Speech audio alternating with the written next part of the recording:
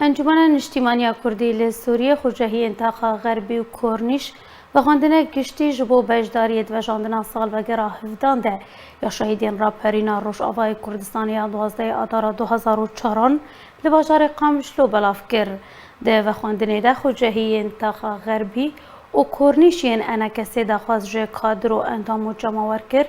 بجداریت و جاندنا سال و گره شهیدین راپرینا روش آوای کردستانی یا 12 آدار 2004 ده بکن لگوری داخویانیه روژا 11 آدار آنگو ایرو ایواری ممل سربانی مالان و دکانان یانجی لپیش درگه مالان تینه وخستن و آلین رشی تینه دانین هر وها لگوری داخویانیه سبر